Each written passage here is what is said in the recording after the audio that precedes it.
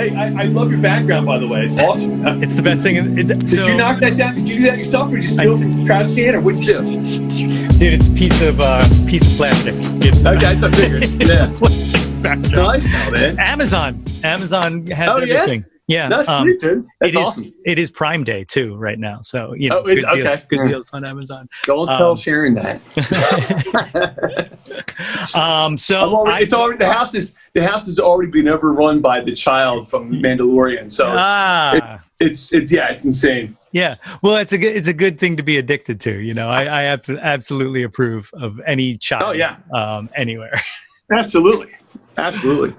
Well, I've hit record. It is recording. Those are the words that I use. I am joined today by the great Bill Schmids. Let me ask you a question. Do you know about Willie Schmid or Wilhelm Schmid? Do I know? Yeah. It's my great ancestor. Is he really? No, I'm kidding. I'm Schmids. I play that game with everybody. Yeah. So Wilhelm Schmid, known as Willie Schmid, was a German music critic who played cello and was one of the victims of the Night of the Long Knives when the Nazis cleared people out and killed them. No way. But he was accidentally killed. They mistook him for someone else. So they marched into this dude's house while he was playing cello, escorted him out in front of his family, killed him, sent his body back to the. I don't know why I'm laughing at this. To the wife. And it's because you have a strange mind. But that's okay. And said, Dr. Demento said, "Look, we're really sorry." The Fuhrer says his apologies. And they did. They like compensated them or something. But now, what's the backstory? Like, was he a secret, contributor to the Nazi party? Was he somebody who everyone appreciated and trusted and he just happened to say the wrong thing and somebody said, you know what? He's an asshole. Let's get rid of this guy anyway. You know, we'll just pretend we didn't know it was him. They thought he was someone else. Okay. Likely story. Happens all the time in Germany. Even worse. It's even worse. Anyway, so that's how I open this episode. How are you doing, sir? I'm great, man. I'm fantastic.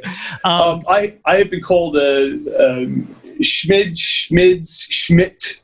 I get the whole variety of it. I don't know why.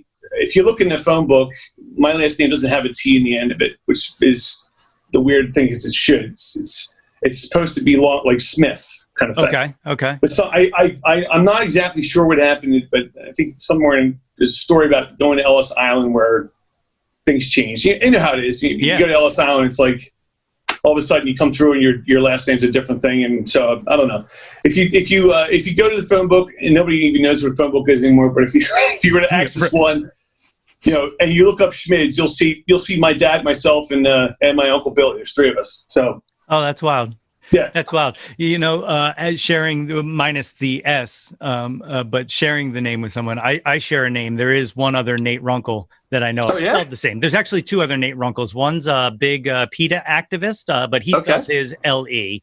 And then there's another Nate Runkle, spells it E-L, like mine, and he's a bass player.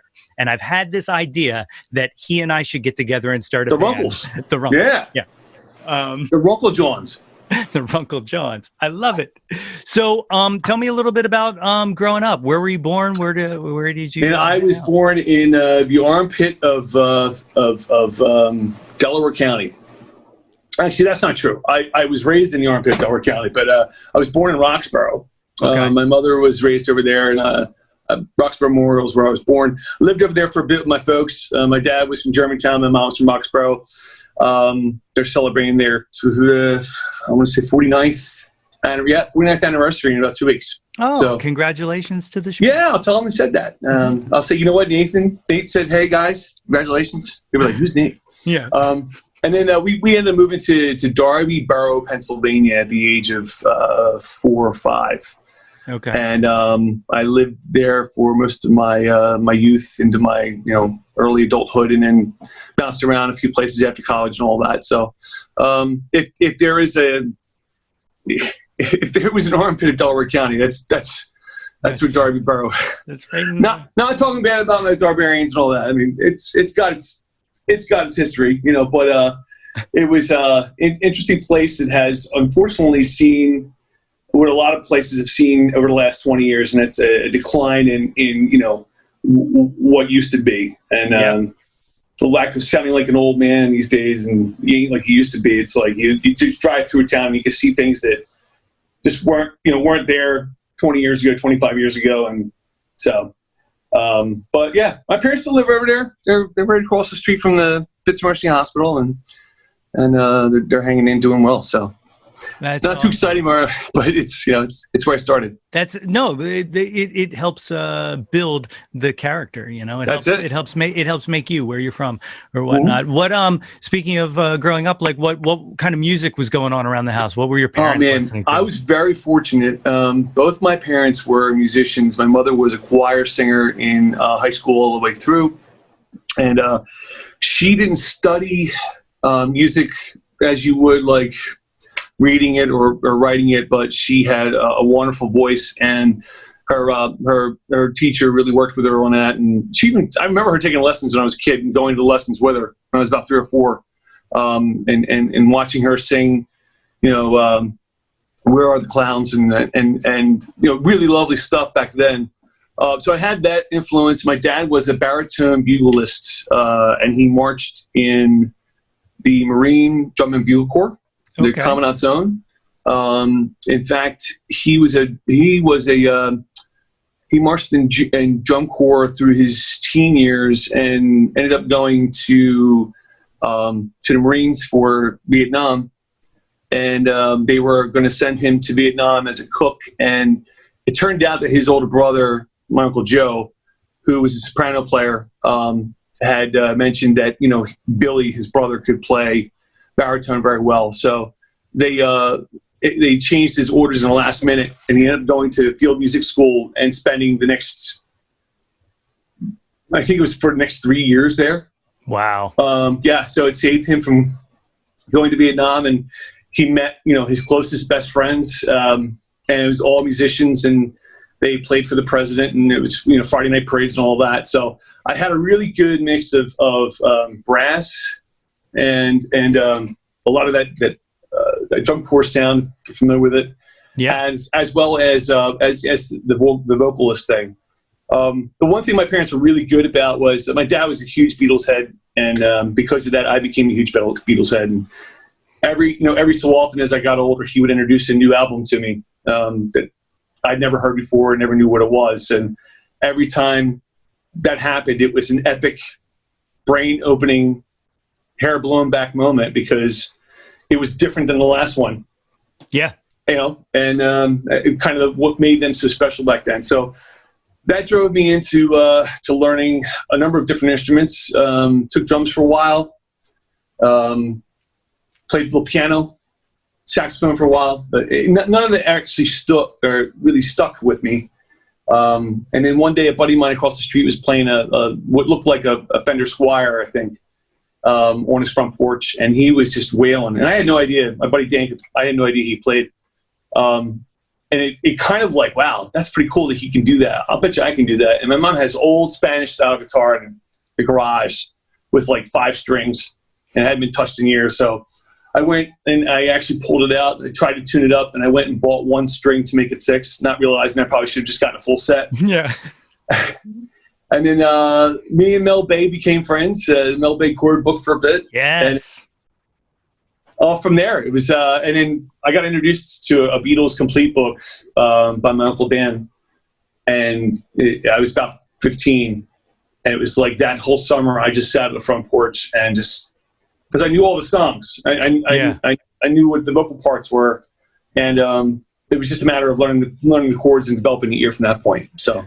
That Beatles complete book, was that like gray or white or something like that? Actually, it was a, and they still sell it. It's like 2 volumes. It's like from 63 to 66, and then from 67 to 70. I have the actual Beatles complete book. It's a smaller book, and it's actually like note for note, bend for bend, like everything that they did is written as is in there. This was more for piano playing, play the melody while you're playing it, and then, but it always had it had the tablature chords set on top where the changes were, and I didn't have an ear. So in learning how to play those chords, which I had started doing early going, once I figured out, okay, this is where I'm going for this and that, the rest of the ear was already in my head, because as a kid, it's all I listened to. Right. Yeah. Real quick, I remember a bunch of my friends were asking me, we were climbing a tree or something. I guess we were in second or third grade, and they were asking me if I had heard, or if anybody had heard the new Police album. I didn't know who the Police were yet. I hadn't been familiarized with that yet. And they were talking about how cool it was and Sting and all this stuff. And I was like, at that point in time, I was like locked into Rubber Soul. And I was trying to explain to those guys what this album is about and what, and it was because it was 20 years before then, at the age of 8, unless your father taught you about the Beatles, you didn't know what that was. You listened to Sting. So it was, I just remember being like, oh man, I'm a little off because I'm a little behind my times here in my music. So, but yeah, it's been awesome. It's taken me a lot of places, and I've developed it. I really worked hard on it. I was an art major in college, my first go around. So I went to Kutztown, and I was a paint major, but I was there for 3 years, and I had to come home. I wasn't able to handle the away thing from home quite yet. But I had really worked on my skill there. And what ended up happening was I gradually went from being, two-dimensional painting, drawing artist to, I'm just going to just dedicate all my time to playing the guitar. Yeah. I don't have to worry about cleaning up. I don't have to worry about messes. It's right there. I can pick it up whenever I want to. And more often than not, it was in my hands. I turned the camera on. You saw it. It was just right. So I just decided to just do it and keep doing it, and kept getting better and having a lot of fun with it. So those early days, you're teaching yourself. Can you remember the first complete song you could pull off playing? It might be. I remember figuring out parts to Mother Nature's Son, but not knowing how to tie it all together. I remember parts of Stairway, of course. Sure. But I think if you were to say, Bill, if there was a song that you played straight through, it might have been Let It Be. Okay. Or if it might have even been like Bad Moon Rising, something like that. Yeah. So very simple stuff, just, jingle jangle, chord changes, go to B minor kind of thing. But the thing that I found myself doing and gravitating to, and I never took a lesson, I never took a vocal lesson. I guess I owe it to my mother, but I gravitated to the singing and playing bit. That to me was an instant way of being able to hold court, and have fun with it. And, made a lot of friends, and you end up finding the right people that want to hang out and play, and that's kind of the thing. So. How long did it take you to kind of be able to confidently play and sing at the same time? Because I know for me, like, I could play way before I could sing. And like, I just, for some reason, my brain didn't work that way. And then one day I was like, oh, this is simple. It's just like marching band. The Beatles came real easy because, like I said, from even as a child, I knew all the albums inside out. So like that wasn't something you had to think about. It was about keeping yourself in the spots where you need to be rhythm-wise with the song and playing the right chords, and the rest was just come out because it was like singing along with the radio. Okay. Mm-hmm. But that it works really well with stuff that really well. For stuff that you're not like zoned in on or like know like the back of your hand, it takes a longer time. Recently, and this is actually, the pandemic did this too. Last couple of years, I've actually refound myself kind of leaning towards Dave Matthews and a lot of the stuff that he does. And, his guitar playing is really out there. It's very difficult on a lot of occasions. And oftentimes because of the rhythmic approach that he takes. And of course, because the chords he plays makes your left pinky toe go numb. Yeah. all that is so hard that you have to think and consider doing and work on it, and then to try and sing on top of that. Mm-hmm. So I recently learned the stone, which is just like, it's just one complete, if you know the song, it's all strike heavy, 16 beat strikes. Yeah. And it's got a really funky twist to it in terms of its scale and what it does. And what he's singing on top of it is so like walking and chewing bubblegum. And so I'm trying right now to slow it down so I can kind of, again, it's just, but once I know the song, it should come a lot easier. I just don't know it well enough right now. So learning something that, if I don't know the song well enough, learning the guitar part is going to be the piece that's going to be easiest for me. Singing on top is going to be the most difficult, because now I have to start thinking about two different things. Yeah. They're trying to get happen. Yeah. It's really funny that you just said Dave Matthews, because as you were talking about still occasionally having a disconnect between the two, I literally was just about to say, I to this day cannot play and sing Satellite.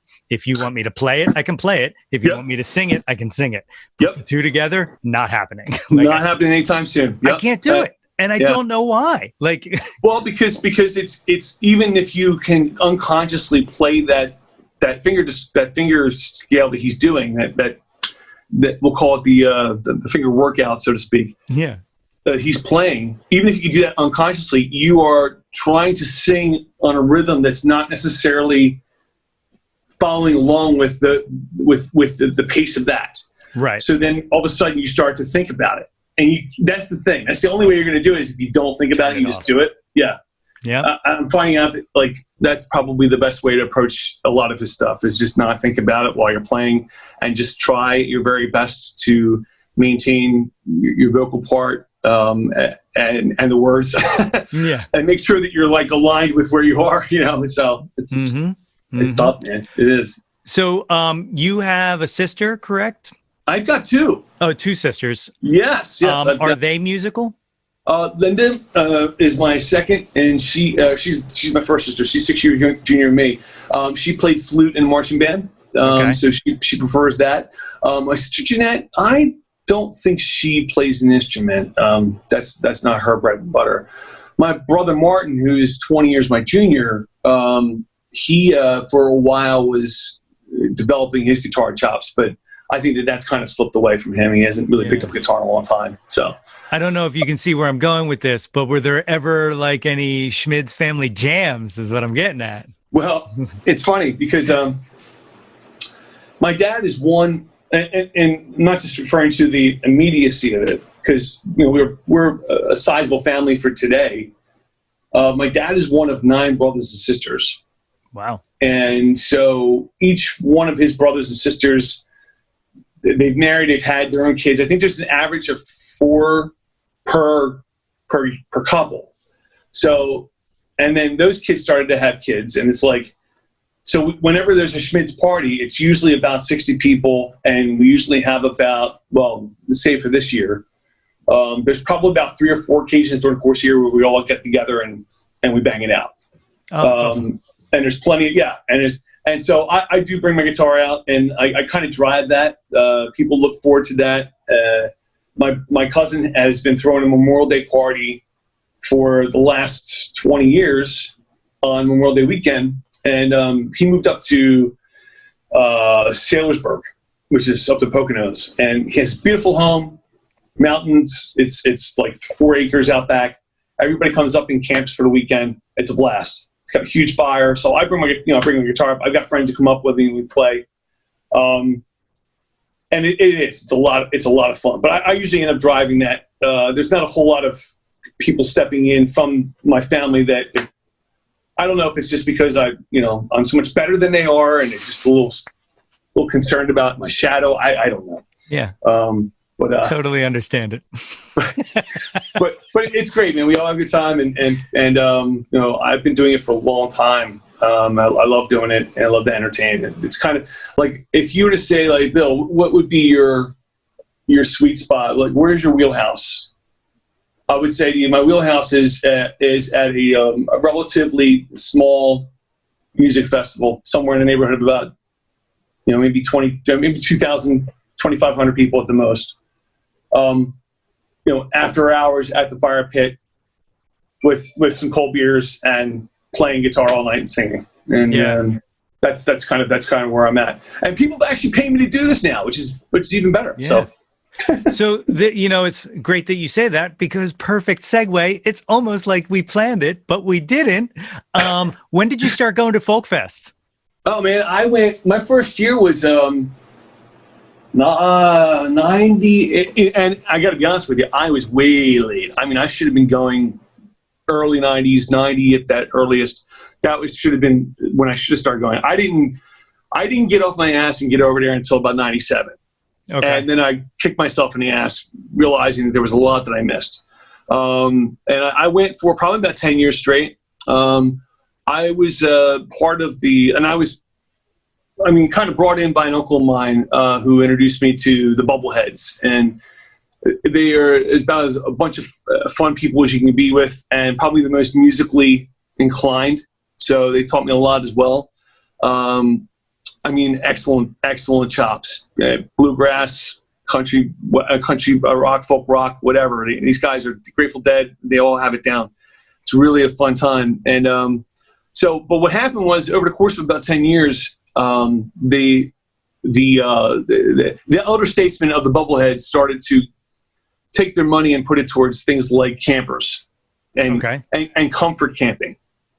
And so what used to be, the Bubblehead camp, which was a huge 7-tarp thing on a metal structure that was built that would house, 50 of us or 60 of us with our tents. That ended up becoming a very desolate area, and all the prime, all the usual suspects were up at heavy camping doing their thing. Yeah. So what happened was, and actually, you know what? Do you still go? I don't. It's weird. I went a lot as a little kid. Okay. My mom would take me. We had a friend who was a chiropractor and always volunteered time and would always get us free passes. So we would go as a kid all the time. And then I went to college, and then I came home and I just never went back. It was weird. It was there was never I made a conscious effort to not go, but I just and then it started being I'm playing that weekend somewhere, or and then all my friends grew up. So my uncle used to call it the all camping, no festival ticket. Yeah. Because it was very easy to be pulling in on a Thursday morning, get set up, and then the next thing you know, you're not sleeping, you're just taking naps, and it perpetuates itself. It becomes Thursday, Monday, time to go home. And if you made it down to see somebody at the festival, that's fantastic, If you didn't, you probably were having too good of a time at the camp with too many people that already, play a lot of music as it is anyway. So yeah. But I think I figured out after the first few years of being there, and everybody started to kind of get the feeling of this as well. It got very very tight in terms of how it was run. There seemed to be a lot more focus on not letting people enjoy themselves freely. And when I say freely, there was a big crackdown on certain types of substance abuse that was going on there, that may be going on. It's the folk festival. It's going to happen. Yeah. But there were people that were literally these were not people that we knew, and they looked like they were dressed up as hippies crossing through your camp. Yeah. Yeah. Without you don't know who they are, and it's they would cut through, and we would stop. Excuse me, who are you? So it became like that, and also there was an element that started to show up that was man, what happened? Yeah. We can't have a fire. It's going crazy. So I think what happened was everybody got real okay, you know what, this has been a great time. We all had a blast, and I used to look forward to it every year. And then I would go to folk rehab afterwards, which would be you do folk fest, and then Monday you come home, and then you do 4 days down the shore on the beach. Okay. You just dry out, or you continue to wet up, whatever you got to do. Yeah. Wherever the day takes you. Yeah. But and then we started to pay attention more towards a lot of these up and coming jam bands that were surfacing. String Cheese had started to make their name. Railroad Earth had not yet, but they were starting to get into it. And what was great about those particular bands was that they captured a certain audience that we all were related to and liked and enjoyed. But it wasn't too big where you couldn't be like, wow, this is perfectly comfortable. Right. And a festival to see something like this may be a third of what you would have at the Folk Fest. You wouldn't have any of the hassle. Everybody was chill, and so we started finding these smaller festivals to go to and spend time with and camp out at it and have a good time. And I still do this on a couple times a year during the summertime. Not this year, unfortunately, but sure.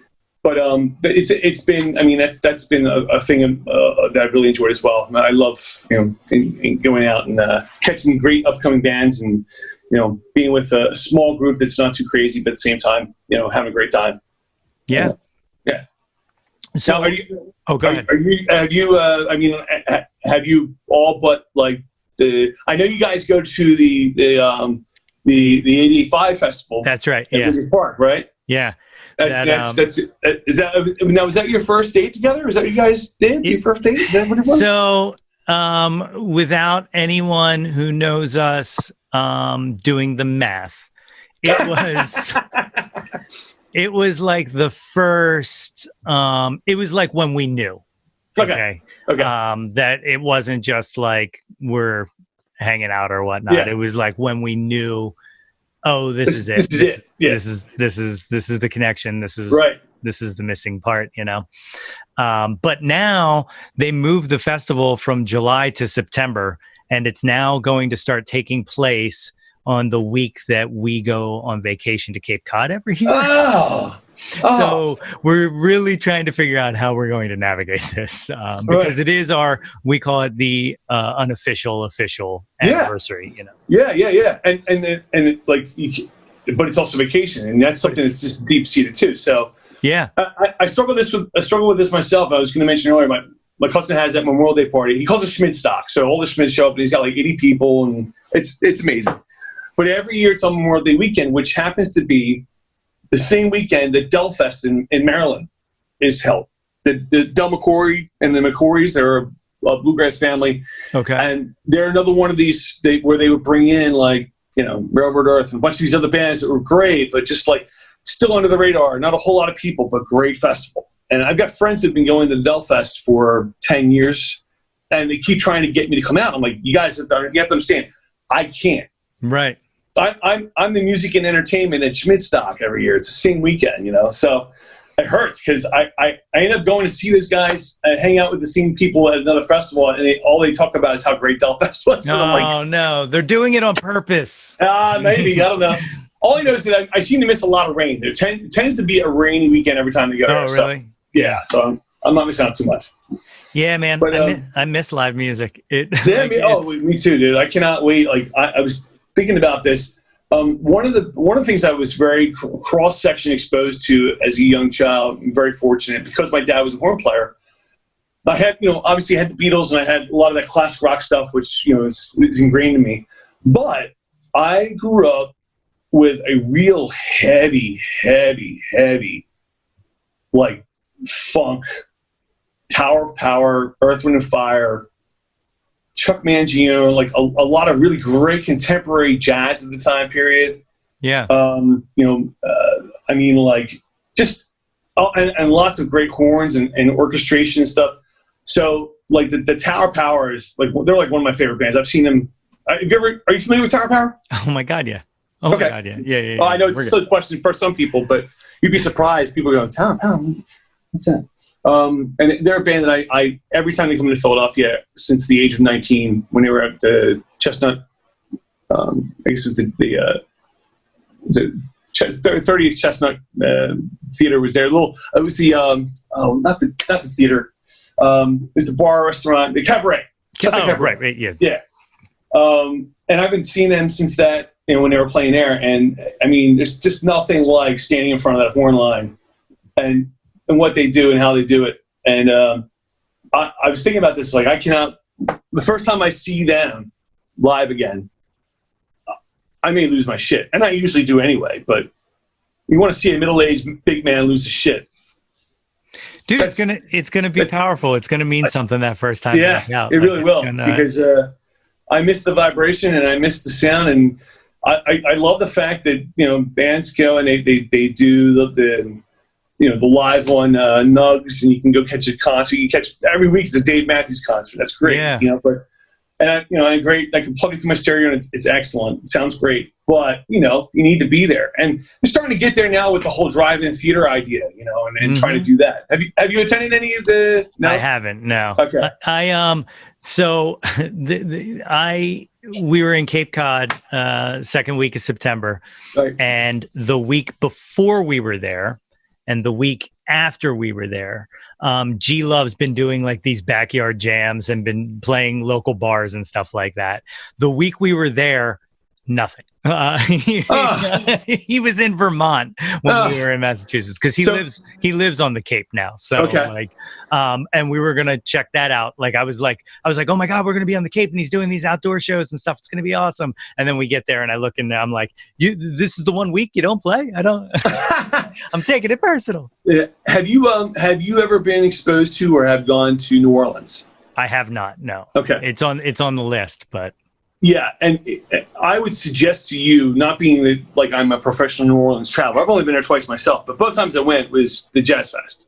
Yeah, and that's what you want to go to. That's 200,000 people on a huge horse track with 15 different well-sponsored stages.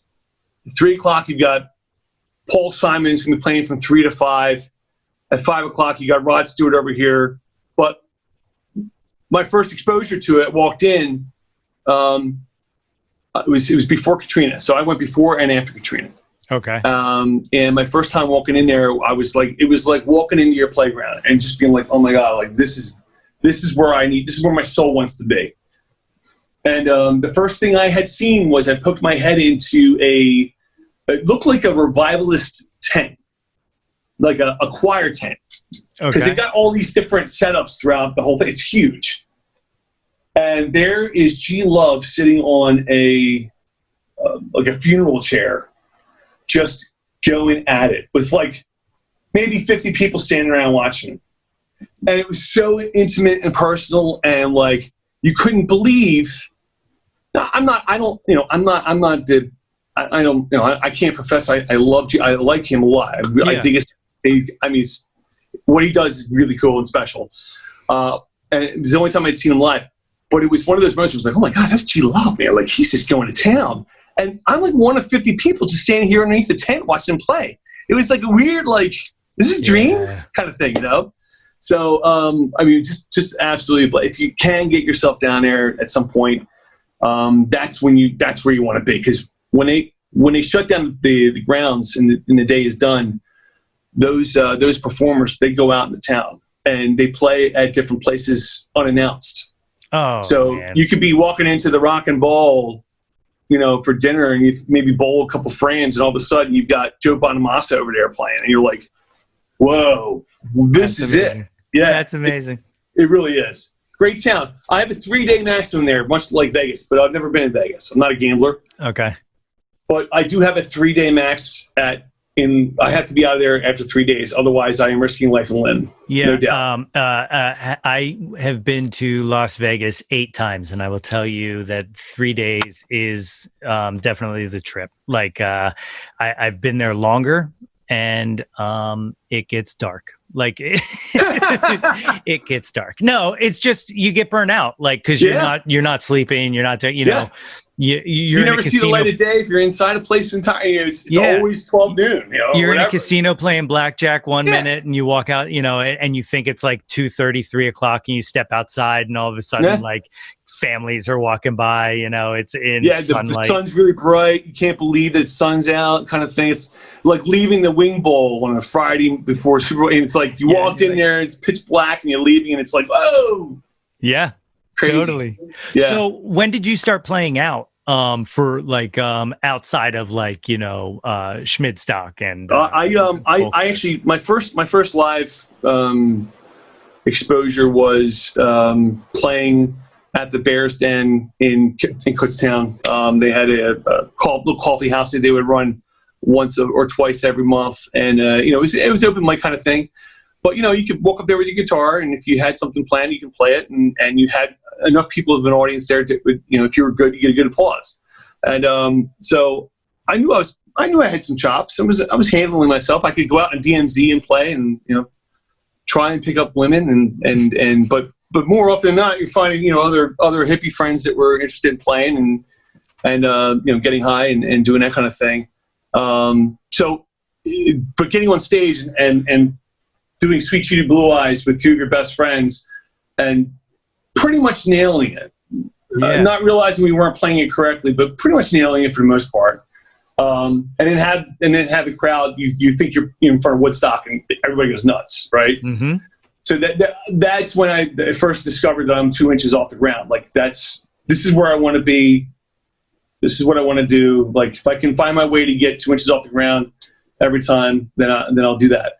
And I continue to do that. And of course, my work in class suffered. Yeah.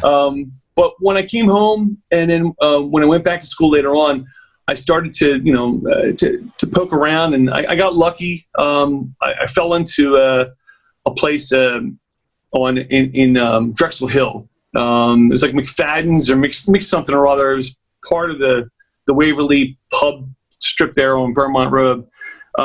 Anyway, they had a Sunday night player, and I went in there one Sunday, and he was playing, and I took a break, and I asked if I could play a couple songs, and he's like, yeah, sure. So I went up there, and I did a couple tunes, and the bartender had actually seen it, and he approached me afterwards, and he's like, hey, we're looking to have somebody come out here on Thursday nights. Would you be interested? And by the way, we've got this location and the one over in Ardmore, and you can bounce back and forth if you want. And I was like, this is it. Let's do it. So, yeah. Went and invested in the PA and the board and got my shit together and started putting together lists and working on it. And then what happened was gradually that would keep going. It would stop. It was off and on. I was always playing, but it didn't really start to pick up until about 15 years ago. A buddy of mine who actually lives out in Thorndale, his name is Clay McElwee, and really strong, excellent guitar player, great friend. We had a really good chemistry. I'm big and he's smaller kind of guy, and we just kind of fit. And he was like his other buddy who he was playing with at the time had just gotten pregnant with his wife, and he couldn't commit to the 3 gigs that they had for the next 3 months or 3 weeks or whatever it was. So Clay was like, I saw Clay at a party, and it was funny. I never saw Clay, because every time I was out with friends that we were all part of the circle, he was playing somewhere. This is a professional guy ever since I've known him. So he's like, he happened to be there, and I was like, what are you doing? He said, yeah, I'm off, blah, blah. He goes, by the way, can you play I don't know, 45, 50 songs in 3 hours? Can you do that? And I was like, yeah, I actually can do that. And he's like, okay. He goes, there's a situation, I front the Clay Pigeons. My buddy can't do it anymore, and I have these 3 gigs that we need to knock down. And they're at this place, this place, this place. If you can be there, we'll do it over 3 hours. And what I thought was just going to be 3 shows ended up being 10 years. Wow. Just month after month after month. And some months we were going to, we would have it'd be the tour de force. We would do a Thursday night, and then Friday, and then we had the Saturday at the Avalon Boat Club. And then back on, and it would be Wednesday next week. And it was over the course of a month, I was like, wow, I can pay my car payment with this stuff, Yeah. So anyway, it ended up being, he ended up kind of he wanted to do his own thing, which is cool. He's really good at that. And I ended up partnering with another guy just by accident. I was over a buddy's place who introduced me to Bob Starner. And Bob lives over in a downtown area, Chester Springs area. And my buddy Mark was like, you gotta meet Bob. Bob's cool. He knows his stuff. He's really good. So we met up at Mark's basement, and we're talking. And Bob is a guy who he has a connection with a lot of these different pubs and clubs in the area. They know him. He's been playing for a while, but he's been playing a lot by himself. He was looking for a couple guys to add on, maybe do a small band. So we were trying to feel that out. And before we left, in conversation, it dawned on us we were both Beatles fans. And I looked at him, I was like, well, let me ask you, Bob, like, if you play a Beatles song, whose voice are you? And he looked at me and goes, I'm John. I said, okay, I'm Paul. Anyway, really? So we just did a song right then. And I don't even know what song it was. It might have been something from like 1965, something simple, early tune. And you would have thought we had been practicing it for like weeks. Like we nailed it. And all of a sudden Bob was like, yo, would you be interested in doing a duo? And that was 6 years ago, and that continues to roll through. So, you know, if it's available to play, I'm going to be there. And now I'm trying to drive my own thing. You know, I love playing with Bob. There's nothing wrong with that. We have a great time. I also like dabbling in the more contemporary stuff. I like to have my own voice. I like to, you know, to do some things that, you know, aren't maybe necessarily your traditional dinner music, but I'm having fun with it, and I'm trying to build a continuation off of what Bob and I do with a lot of these clubs, and they're starting to feed off of it. So it's neat. I'm having a great time with it, and it's what drove me to move out here to Malvern, actually. Put you closer to the. Yeah, I mean, listen. I was living in Lansdowne, not Lansdale, but Lansdowne in Delaware County. So every time I would go to the Liberty Union on a Friday night to play a gig, which is in Chester Springs, Exton. It was like play 3 hours and then wait a half hour, get paid. Meanwhile, I've got, 6 beers, 7 beers. I mean, I'm having a good time. Got to pack up and then drive home from Exton to Lansdowne. And it would be like 50 minutes of driving. And I was like, this is insane. I hated it. So when Sharon and I were talking about making a relocation out here, and it just turns out her new job that she just picked up at the time is like 5 minutes down the road from our apartment. So perfect for everyone. Yeah.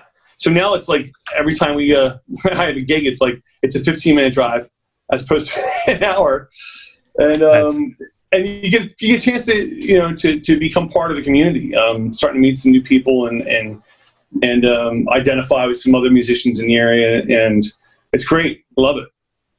Yeah, it's funny you say Exton and stuff like that. I used to play at out in Westchester a lot, and I'd play at in Exton at Appetites, and the drive from there to when I was living in North Wales was the worst thing in the world. So no, totally, man. I totally hear that. Absolutely, definitely feel that. You and Scott have been playing for quite a while as the Trash Can duo, or was that, did you guys go? All right. Yeah, I don't. So it's funny. Scott and I, Scott Miller, future guest of this podcast. As a matter By the way, I hear he's a really good drummer. He's all right. He's all right. He's all right. Keep it beat. As a matter of fact, he's the next episode, I believe. Have you heard his guitar playing? I have. Yeah. He sends me videos. I have a snare drum sitting right here for when we do this interview. So is that for rim shots? Yeah, just so I can be like, look, Scott, I can do what you do too. But he sends me like, he's like, hey, Bill, check this out. And he's like, I think he was doing like Zombie from like the Cranberries or something on his guitar. Because we were talking about that guitar. He was telling me about it, and I was just like, yeah, man, it sounds like a great deal. And all of a sudden, it was like 2 weeks later after he bought the guitar, he's now playing like 5 or 6 chords and effectively. And I'm going, Jesus, man. Yeah, it's Scott. Not bad. Yeah. Yeah, really? No, he and I have been playing together since I was 15, he was 14. So like, few years. I don't know where this Trash Can Margaritas thing, why it stuck. Like we used to play Tex-Mex just randomly, just me and him. We would bring like a little speaker up. He'd bring bongos, and like somehow someone said we were like looking for a name for the duo, and someone was like, you should be the Trash Can Margaritas, and we were like, haha, yeah. And then because they're world famous Tex-Mex 3-limit margarita. You guys should be calling yourselves no more than 3. That's right, the 3-limit. But then it somehow stuck there, but it's literally only in those walls that anyone knows us as the Trash Can Margarita. So I have friends who I'm like, yeah, Scott and I are playing Tex-Mex tonight. I don't think so. I saw some band Trash Can Margaritas playing. It's like, yeah, that's.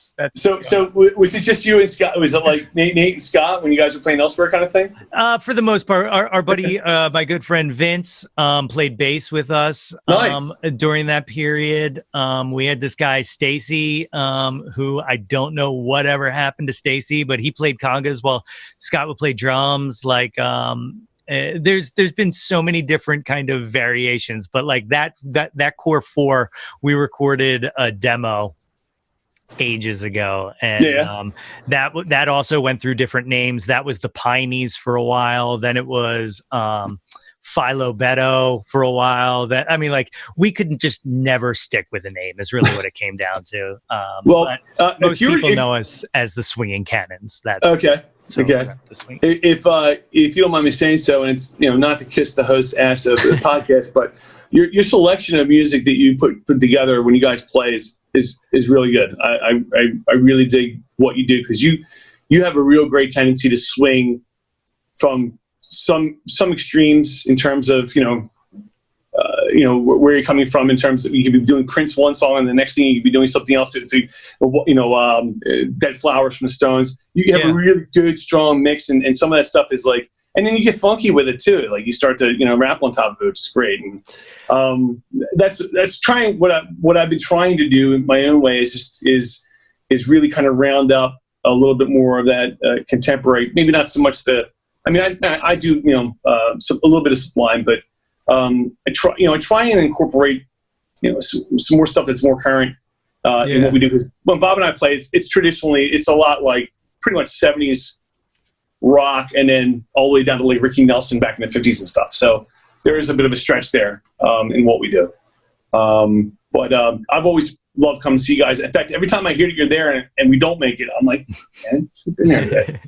But next time. Yeah, totally. Absolutely. That's actually a good thing. So Scott and I have played there during this whole COVID lifestyle change. You've been playing out. How's your experience been playing out in the pandemic? That's actually a great question, because this coming Saturday, it could be an indoor. I'm not sure yet. There's a car fair that's happening on Saturday afternoon in Chester Springs, which is going to drive a lot of people to Liberty Union. And I'm playing that evening from 6:30 to 9:30, and it's supposed to be inside. It would be my first indoor gig. Like, everything I've done, whether it's with Bob or even myself for this time, has been outdoors. It's been obviously thankful because the weather has been really nice. It's been great to do that. Even now, I played the other night at the Stonehouse Bar and Grill, which is turning out to be one of my hot spots. I really like playing there. The people that run the business there are excellent people. The food's excellent, and they got this back lot that's like they've converted into like a dining area with like outdoor heating and like fire pit and excellent music. And so I'm just like, I plug in and I'm ready to go. But it was like playing on Saturday night was really nice because the weather was just so crisp. It was really cool. Starting to get that pool going on, but I've enjoyed it. There was a little bit of it in the very beginning. We played Pickering Village is out in Chester County as well, and there's a St. Peter's something or other. It's a bar restaurant, but they've got a big outdoor back porch, and it was like right when people started to get out of their homes for the first time. And Bob and I were playing it, and Bob was just like completely like, he was super careful. Like, I don't want to put myself in jeopardy. Yeah. Even though we're outside, I'm still really conscious about being socially distant. And I was like, yeah, I agree with you. But what happens is, you're playing on the back deck where there's all these people dining in front of you.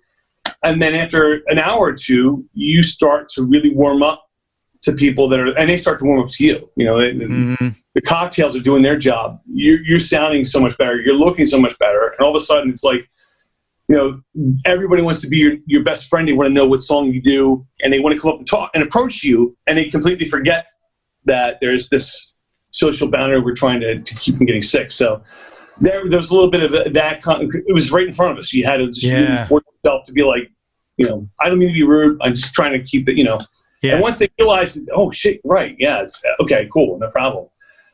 I haven't run into anybody who's been a complete like anti, someone who is anti the COVID knowledge that we have, or is I need to think for myself. Like there's a lot of people out there that just they don't buy into it and feel that it's something that's being perpetrated in front of them. I haven't come into contact with that yet. Most people have been real careful. So, but yeah, I mean, this coming weekend, Carl, the guy who runs Liberty Union, he's like, by the way, he goes, but I'm going to contact you on Thursday and let you know. He goes, with the car fare, I may ask you to come out and just play outside from 5:30 to 8:30. And I was like, that'd be great. I'd love that idea.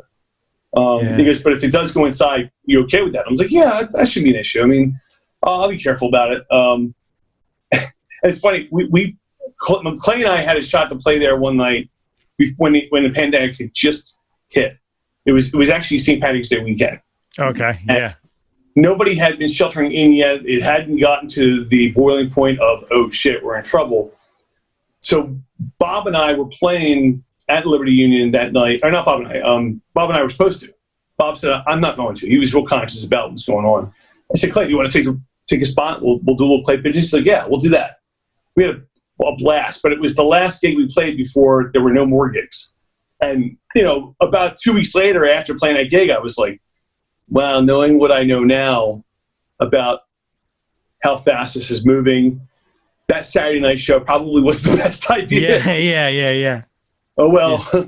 Yeah. No, I remember, I kind of told a little bit of this story before, but we went to a concert the night of the shutdown. So, we went to this concert at midnight. State was shut down. Okay. So, and it was Mondo Cosmo. It was at Ardmore. And it was the whole day we're like, should we go? I don't know if we should go. We probably shouldn't go. And then we just were like, all right, look, it could be it. This could be it. Let's go. So we went, and the whole time we're there, we're just like, we probably shouldn't have come. This was a bad idea. You're trying very hard to enjoy yourself, but at the same time, you're going, I don't know. Yeah. Now, question to you, because as you were probably the same as I was, I mean, my exposure to him was through 88.5, and I know a couple of his songs, and from what I can hear, he does a really good job of incorporating a lot of some very classic type of tunes into his own feel and approach, and he's great. How was the show? I mean, was it worth every bit? It was amazing. Yeah, it was a great show. It was just weird. It's definitely a memory, and I don't regret going, thankfully, because I didn't have a reason to regret going. Right. But it definitely did weigh heavy on my mind, and a few days after, wow, maybe we shouldn't have done that, because I mean, the last thing you want to have happen is, a few days later you start feeling like, okay, I'm coming down with something, and then all of a sudden it's like, oh shit, it's all, and you start to just replay it, and you're going, oh man, it's all because of that. What a bad decision. What was I thinking? Da da da. Yeah. But that sounds like a great show. I'll tell you, about playing and people approaching and stuff like that. You know what I find, and you don't even have to have the conversation. It's the one thing that I do now that snaps people, and they go, "Oh, right, 2020 is." I wear a neck gaiter, and the second someone even comes close, I just put it up, and they immediately I don't know if it's a trigger. No matter what, makes them go, "Oh, right, okay." Yeah. Yeah. And meanwhile, you might be doing it to make sure. I don't know if you've been tested. I've not been tested. I have not. No. Okay. Right. And so I totally believe, and I truly believe, the idea behind this is hey, listen, the more of us who don't know, who do cover up, the less of this is going to be shared with each other. So I do this not about myself so much as I am about making sure that I'm not, I walk around my parents' house with a mask on, and I still do to this day. And it's they're looking at me you can take it off. It's okay. And I'm like, that's cool. I appreciate that, and I'm torn between it because I want to be comfortable with my parents' home, but at the same time, I don't want anyone to be susceptible if I should happen to, it's that balancing thing that we're doing. That's right. When we, I don't know if you're aware of this, but Sharon and I recently adopted a puppy. I'm very aware of Cap. Come on. He's not a puppy. I mean, he's a freaking monster. Captain Chaotic right now. And I like to get him out onto the Chester Valley Trail and do a nice morning walk. Get up at 6, get him out there. We'll do a couple miles, to and from kind of thing. And it's great. The sun rises. It's cool. Nobody's out there. But for a while, Sharon and I were hitting that on a regular basis 2 or 3, 4 times a week. And, the socially distance thing is real important. But I was like, look, I'm learning how to walk and jog or whatever it is that I'm doing to keep or lose weight or get in shape. I'm doing it with a mask on. I'm not wearing a heavy duty, gas mask. It's right. What I have at home, but I'm doing this because even though we're outside, I don't want to, I don't want to contribute to this. And I think that if we all just decided, hey, look, I want to be a contributor to this, period, and just bucked it up, that it can make a big difference in how long this hangs out there for. So there are people that are on that track who do wear masks and don't wear masks, and some people look at you funny, and some people are like thumbs up, and and so you just, and frankly, I don't care what reaction I get from it, because I just feel like I'm doing my part. It's like Starship Troopers. I'm doing my part. That's really all it comes down to is like, I just wish more people were conscious of the fact that like, it's not a statement. It's not anything. It's just like, I just want it to be done. So why can't we just do this and be done with it? Right. Done, I'm so sick of it. I'm so done of it. And like, and so is everybody else. But you've got this like splicing going on where it's like, well, people now are starting to go, okay, because I want to get this done and I really want this done, I'm gonna pay closer attention to it. Mm-hmm. And then you have the people who are like, I'm so sick of this, I don't care anymore. Yeah. And it's a natural divide, much like everything else that's going on in this country of ours. So interesting times. That is an understatement. We've talked a lot through this episode about the Beatles, and you essentially being musically raised on the Beatles. That I don't know if you remember, was like the first full conversation we had after a gig at Tex-Mex, like just nerding out, kind of. Probably. Talking. I look for that, and so when I see somebody who's playing it and does it effectively or really good, like I'm always like, ooh, I like that. I'm always interested in getting to know people in general anyway, but especially gravitate towards musicians. I mean, we're a fun bunch, we're an odd bunch, and we make things happen with vibrations and sounds, and we do all sorts of neat stuff, and we captivate, we can hold court, we can do a lot of things, and it's fun. And, I don't have a problem with it. I really enjoy it. It's part of who I am. But if I see somebody who really does master a particular artist or covers a song really well, especially Beatles, I'm going to be like, that's great, man. Do you know this? Do you know Girl? I start getting into like deep tracks and stuff, man. Yeah. And most of the time they're like, yeah, I do that. So. I played a Beatles tribute night at the I remember that. I remember that, yeah. It's just like, they're just the best. I mean, like there's something for every mood, like I'm in a bad mood. So, here's, I'm a loser. Or like, Or I want to rock. So, here's Helter Skelter, like it's something for everything. It really does blow my mind that was only like 7 years. Yeah. Yeah. Like, I mean, I blink my eyes, and I call 10 years, 5 years ago right now. Like, that's where I'm at in my head. So I'm like, that was only 5 years ago. No, Bill, that was 2010. That's 10 years ago. Okay. But in terms of like what they did and the kind of wave that they brought through and how it changed thereafter, I mean, like I didn't notice it. I discovered a James Taylor song I hadn't been aware of. I don't listen to him regularly, but I like what James does. James was the very first Apple record signing. That's right. Yeah. And came over to Britain to see if he can make it work over here. And he met with Peter Asher, who was Jane Asher's brother and of Peter and Gordon, and Paul McCartney lived with them, when he was dating Jane Asher. So he knew the Beatles very well, and he was an inside to that. And they absolutely loved James Taylor. Like, he came in as this fresh sound, this acoustic sound, and he's just it was validation to him. Paul McCartney's coming in to play on my track today. Right. First of all, man, I don't know what the hell I would do with myself. If you have your favorite who wants to contribute and do something, and may, if you're lucky, contribute in such a way which gives it a twist or a sound to it that you just don't realize is going to make your song that much better. I mean, yeah.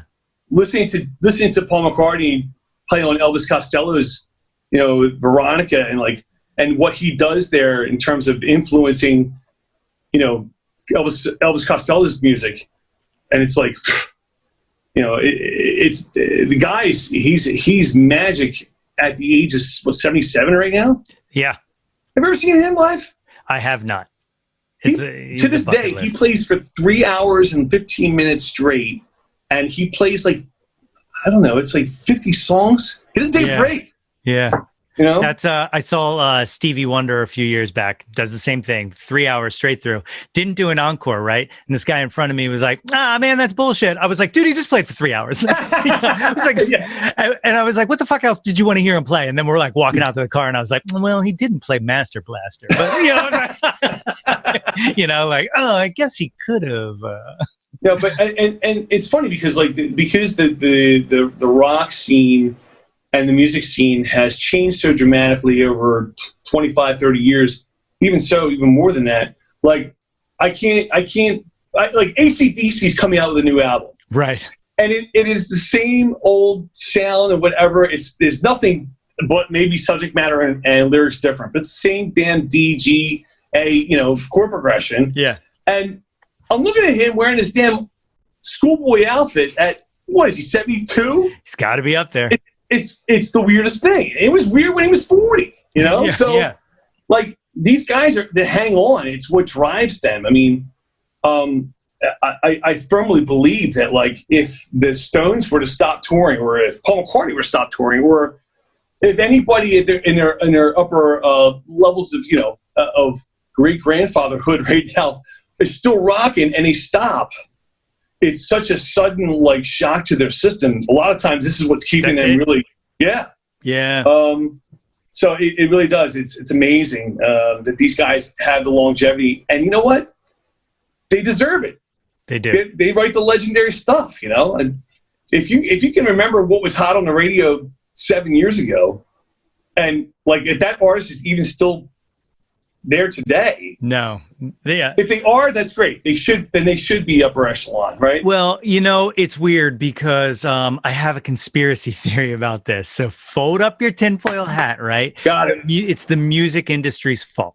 Okay. Yeah. And it is because in the late 90s, they made a push for one-hit wonders. All right. And the reason they wanted one-hit wonders is because you would get the money, you would maybe sell that album, and then you wouldn't have to worry about them coming back again. You wouldn't have to worry about them renegotiating a deal after 5 albums and wanting their own masters and stuff. Right.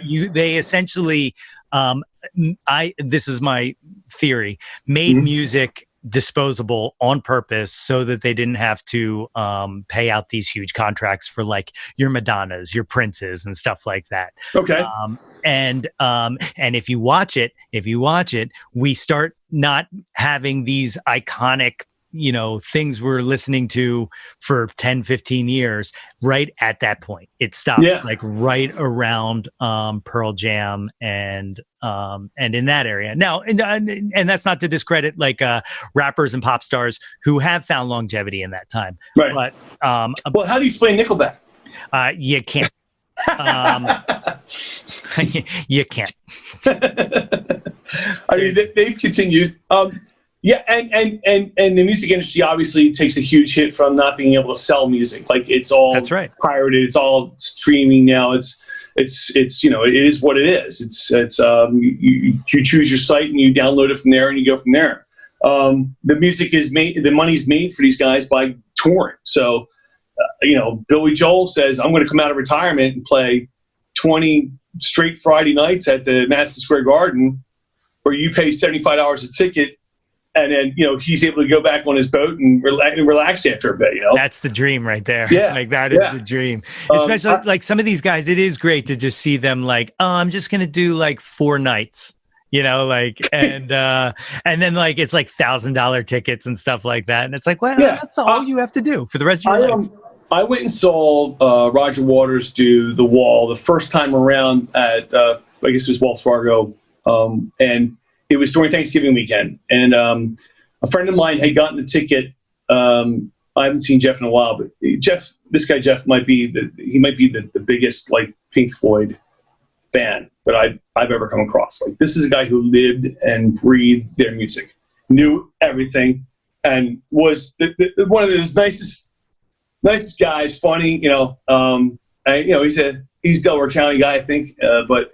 I knew him a while back, and we were talking one night. He's like, I'm getting tickets for The Wall. Do you want to go? And I was like, how much are they? And he's like, the tickets I'm getting are going to be $124 per seat, and they were on the floor. And at the time, it was like 2011. I was like doing the math in my head, like, maybe I can do this. I'm playing gigs myself. Yeah, sure. Yeah. So give me a ticket and I'll pay for it. So it was like I think it was Thanksgiving weekend. Went out to see it, and have you caught that show? By the way, I did not. Do you like Roger Waters or? I do. Okay. And my dad went. God, I forget which tour it was a few years back when it was at. I think it was at the Link. Okay. But he and my sister went, and I'm very jealous. Probably he started coming back into playing and live stuff and doing a lot of Floyd stuff. So he does The Wall, and it turns out to be like the greatest show. It is the Jawn of Jawns in terms of like live shows I've ever seen. Yeah. And I know the music, and I've enjoyed it. It's it's obviously real crazy subject matter, and it's not all pretty, but the way that they structure the show, the way it's built, the way it's taken down, and the music itself is amazing. And you've got stuff flying into stages and all that. Well, I didn't realize this, but the seat that Jeff had gotten for me and for him were like A and B next to the soundboard. So we're on the floor, which means that we've got the best sound. The best sound, that's right. Yeah. And totally blown away, absolutely floored, like had the best time. I drank 5 of those 32-ounce, Rolling Rock, $20 beer type, had a blast, great time. And then the next time he comes out to go play live, I'm like, yeah, I'm going to go see, I got to go see him again like this, except this time it's the stadium version. I don't need to see that, but I want to go see him do Animals, or I want to see Dark Side. I want to see a lot of that mixed stuff that he's going to do. Yeah. And it's like, you get to find out that the tickets are $190 a seat. And it's like, or whatever it was the expensive nature of them made me go, you know what, you're not well enough off? Right, yeah. You got to capitalize on the moment. Is that what this is about? Who knows? He's in his mid-70s. He looks fantastic. He's in great shape for a guy his age. And he does these shows, which keeps him in shape, I'm sure. But, I was like, that's it. I'm not going to go to that show. Yeah. I'll catch it on Nugs or something like that, I think one of the highest price tickets I ever bought, I think I paid $150 to go to, not counting a festival, though I guess this isn't a festival. It's literally in the name, but it was for Ozfest, just so I could see Ozzy before I don't know. I guess he's another one who's never going to pass away, hopefully. But I wanted to see Ozzy. It was like a bucket list thing. And how that's holding on, I don't know. Seriously, he's another one who I'm just like, oh, okay, we're still. No, him and Jack have shows to do now, so that's right. That's right. A buddy of mine. I apologize to interrupt. A buddy of mine had. It's 2000 and might have been 2002, 3, maybe a year later. Paul Simon and Art Garfunkel reunite for a tour that starts on the East Coast, and it makes its way down to the Boardwalk Theater in Atlantic City. Okay, and it's a pretty expansive top. Like the top of the ceiling is very round. It's a pretty big place, and it's the first time that we're using printed tickets from your printer, and they've got the delete gun thing going on. Like, I'm thinking tickets tear, kind of like, no, that's done now. And I'm giving him, my buddy Rich, I give him shit all the time, but it's part of my friendship with him. But I'm giving him shit at the door, like, Rich, these better freaking work, dude. Like, if they come up like foul, we just drove out here and we're not going to see the show, like, you're big time trouble. He bought these tickets for me and him, for him and I. I think they were $300 a piece. Ooh. So we're on the floor. We are general admission. Like, I think that's Penny Marshall over there. Or like, there's like, the people that we're standing amongst are not of our ilk, you know, and we're certainly not of theirs. I just remember it being like just an amazing time, because I'm a huge S&G fan, and they, for even at, I guess in the late 60s or mid 60s at that point, were still just like breath for breath in tune, and everything was just perfect, you know, and it's such a great show. Yeah. I've had a few moments like that with some shows, but that was really special because, you know, they're not doing it anymore. And that's right.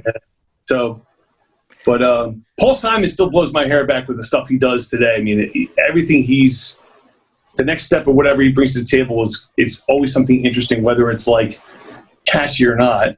Yeah. Yeah.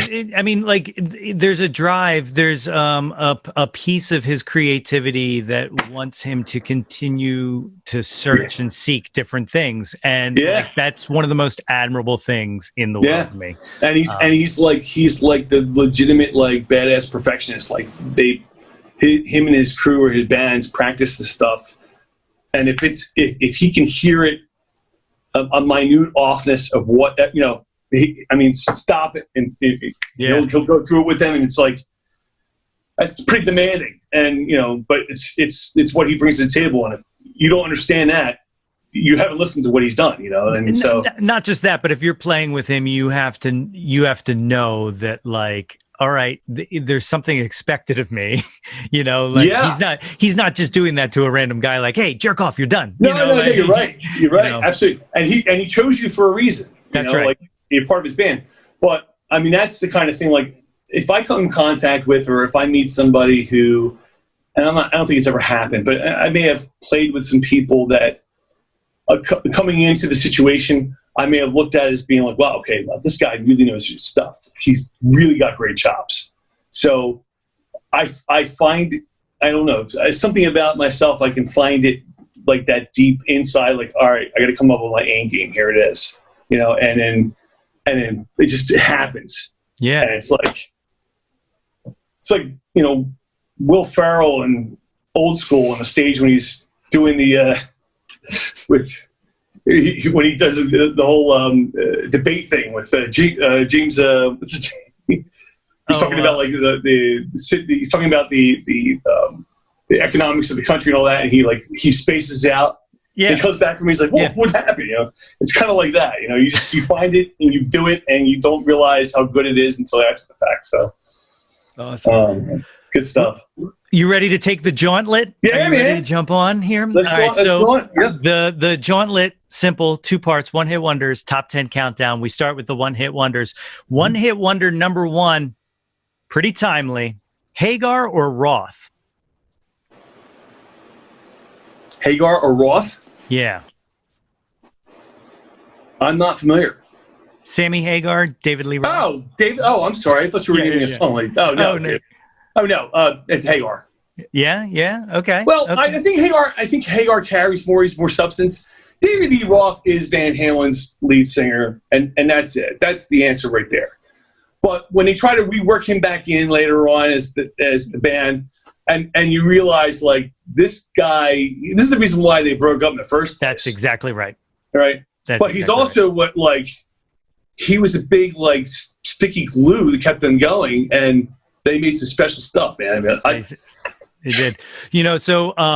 Sidetrack here on the One Hit Wonders. We lost Eddie Van Halen. Prior to this interview, I'm going to give a little thing. I haven't recorded it yet, but I like to pretend like, because people are listening to this and they're like, we just heard you say it, dummy. And I'm like, I know, but for me, it's the future. For you, it's the past. Anyway, were you an Eddie Van Halen fan as a guitar player? Because like for me, I appreciated him, but I never I didn't really delve into solo chops until much later on. It's actually only been about 5 years that I've really focused on it at all. So my hero for doing solo work was more Jerry Garcia than anything else. Eddie Van Halen was like another planet, another alien altogether. That's exactly right. I never even looked at it as something attainable. I was just he's. I pulled out I have this guitar tablature program in my iPad, and associated with it as part of my subscription is access to this ToneBridge pedal site, which you might want to check it out if you have a chance to look at it. It's called ToneBridge, and it's all these. You can make your own pedal, and if you know the sound of the song that you're making it around, you can decorate it as Hot for Teacher. Okay. You're creating it, and you've mastered it, and I can then plug in, and I can play the song through the site with my headphones on and play along with it. And I never tried to actually play along other than like Ice Cream Man, which isn't them, it's somebody else, but that's stupid blues anyway.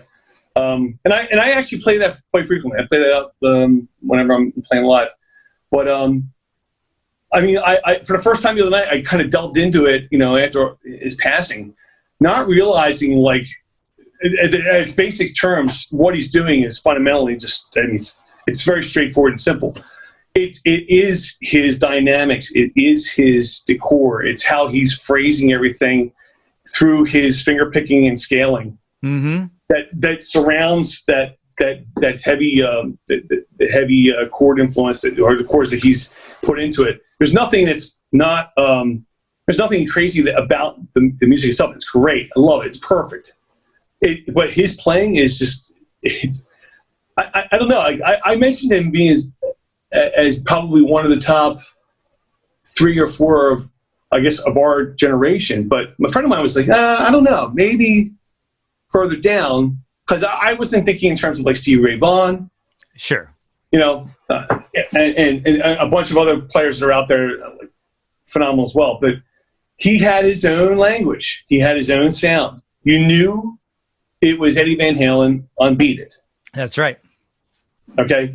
And every tablature company out there who made money off of creating tablature for guitar all got very rich very quick, because documenting in standard music form what he's doing, it's very difficult. It doesn't translate well. That's right.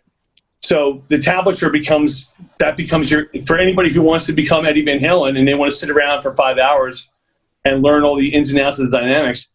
That's how you had to do it. It's a tough deal. He's a young guy. I mean, only 65. That sucks. It does. I had a chance to see Van Halen with Gary Cherone. Okay. Unfortunately, I like Gary Cherone. He was good, but that was a short-lived version of Van Halen. Look, we kind of talked about it, I think, in the last podcast, but the fact that they found a second singer and were successful with them is magic period. That's you caught lightning twice. To think you were going to do it a third time, well, like there was. And Gary Sharon's not bad either, man. He's not. They were fantastic in their own way. It's like Dave Grohl. You're the drummer of Nirvana, and all of a sudden you want to go create the Foo Fighters, and you become like the bigger rock icon that way. That's right. It's crazy. It's absolutely. Have you checked that little girl out who's got Mandy? The whole thing? Yeah, man. Yes. Did you see that? Did you see what's his name gave her the guitar from Tom Morello? Yeah, dude. Yeah. Oh, that girl is killing it.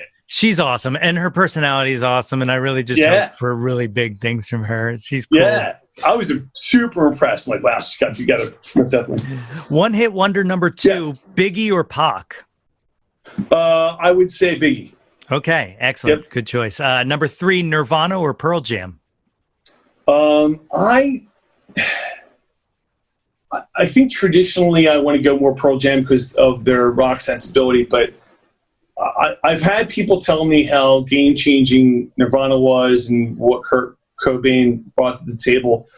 For a 3-man outfit, they did some amazing stuff in terms of changing the rock sound at that time.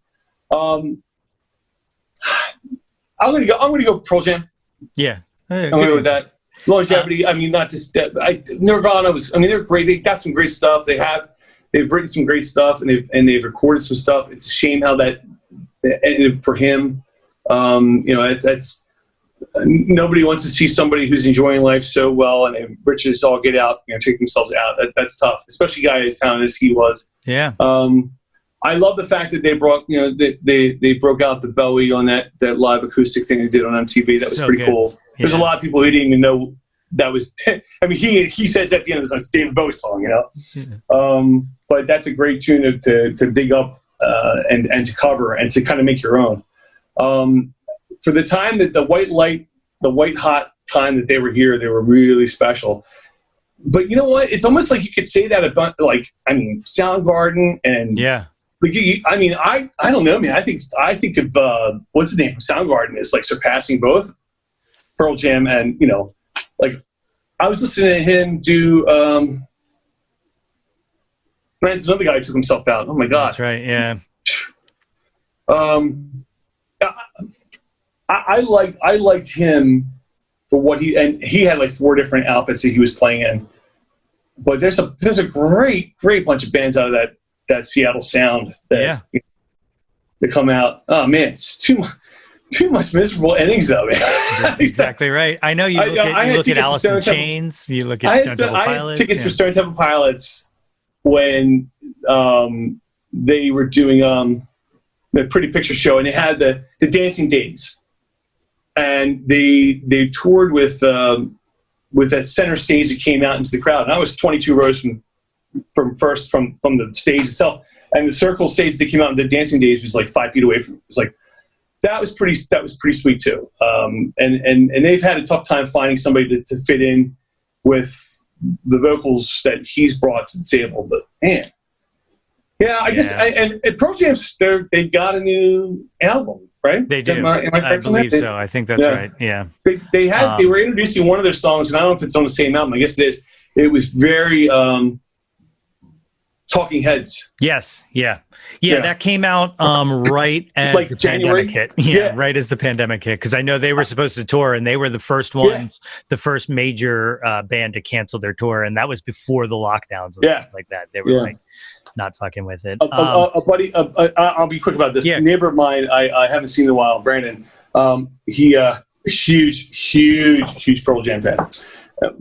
Brewed his own beer. Used to go over and get tomahawked with him, and we had these arguments and stuff, and always good stuff. At the time, they had done the Who cover, Rain on Me, and he wanted me to like that so much more than what the Who did. And I was like, Brandon, I respect what they did, and it's a great cover. They did an excellent job. Right. But I got to, I give Daughtry I love Daughtry's voice over that. I love what the Who did. They created it. It was their sound, and he could not get past that. No, you're wrong. Eddie Vedder's so much better. And I'm like, oh my God, it's the roundabout. You're never going to get to where you want to be. But I think. I think they're probably the other two. I would say Pearl Jam in a long-winded way. This next one, I'm pretty sure everyone at this point can probably answer, but Beatles or the Stones? Oh, Beatles. Yeah. Actually, as the days go by, I tend to. There's a lot of Stones I'm not familiar with. And I'm learning as a band.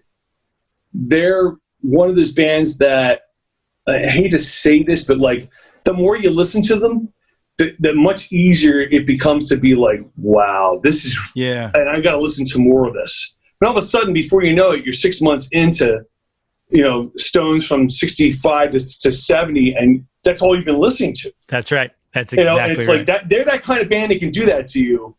But I think in terms of creating and being as pivotal as they were, and setting really the grounds for a lot of music expansion and writing and what they did. Obviously, and I mean, come on, you can't. This stuff was just the harmonies, getting up and playing your own stuff, and really good stuff, and like just establishing yourself as being the toppermost of the poppermost. And they did it every album, every time. That's right. Beatles were playing. I think that the Stones were doing like her. I think they were doing like Sympathy for the Devil, and I could be wrong on this.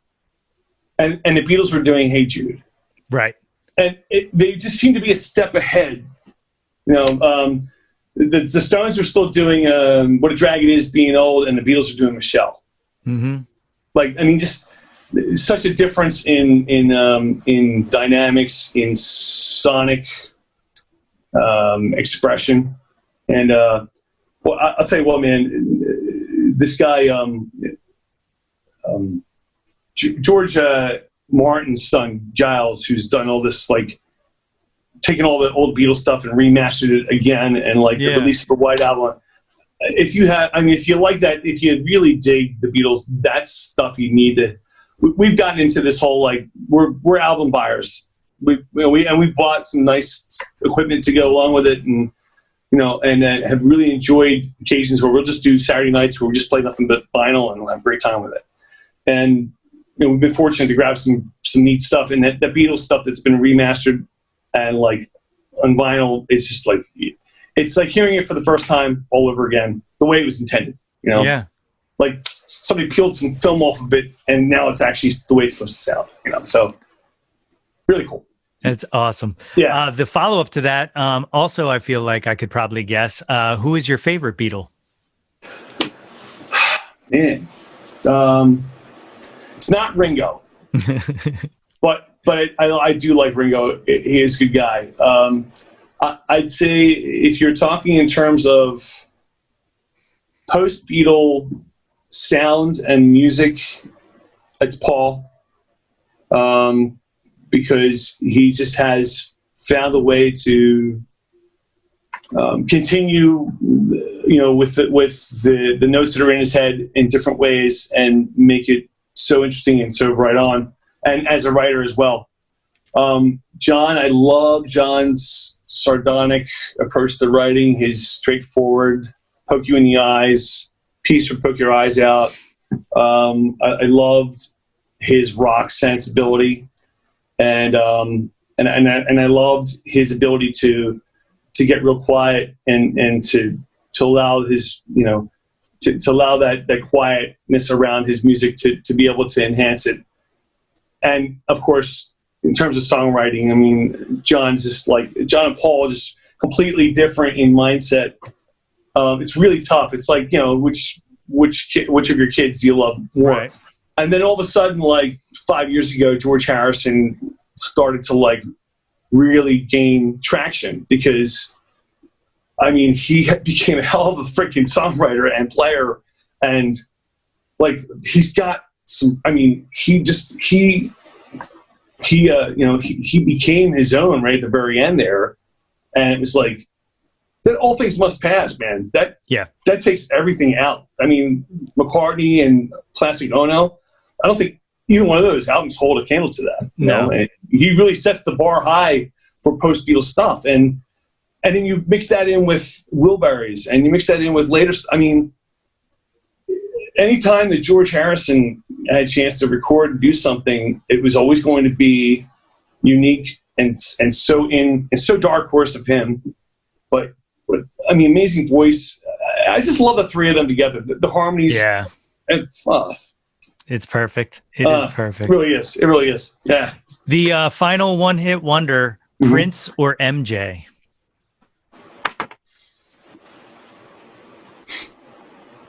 I'm going to go Prince, and I will tell you why. I think Michael Jackson, amazing performer, pop star, and is exactly what he was. I mean, I don't know how old you were when he floated off that Motown 25th anniversary doing it. I mean, that was, we all just lost our shit. And that might have been the coolest thing I ever saw.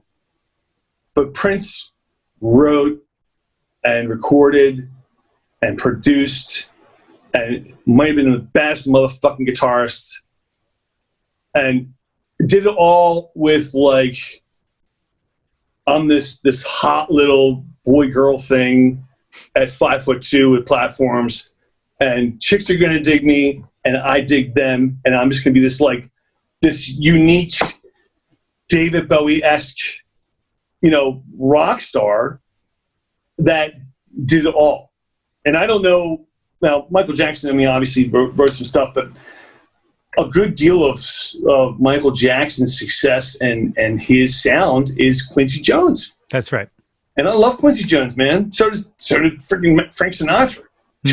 I mean, Quincy Jones is in my mind, he probably holds a step up, but in terms of pop stardom, Jackson was it. I think that Prince just didn't get later on, as he certainly you change your name to a sign, or you get out of things from Sony and you try to read it. And all these guys and these rock stars and these performers are always trying to recreate themselves and regenerate. Madonna's a champion at it, and come up with something new and be something new and fresh. They have to do it. And he was really good at doing that. But man, sexy, funky. I mean, Sheena E. I mean, he had so much like all over. Freaking Shaka Khan was singing his stuff. I mean, he was really just the all being musician and did it. Every time I see it, it blows my hair back.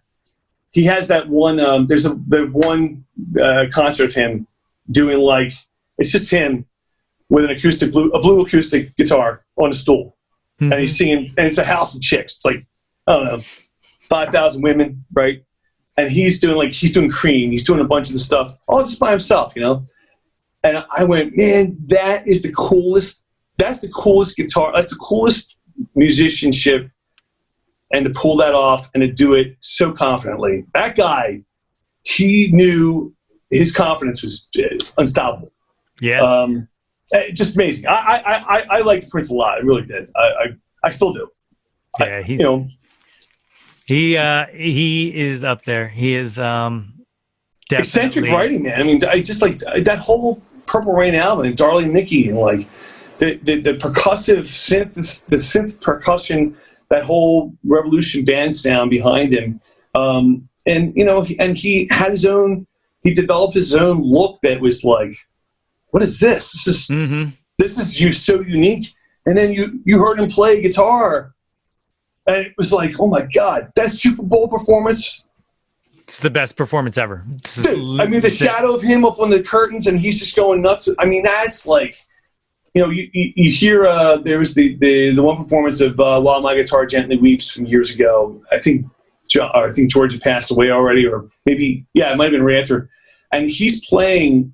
You hear him step up in the background at the very end, and he takes the lead at the very end of that song live with Tom Petty and all the Wilburys are there, and he steps up and he does that solo, and it's like, whoa!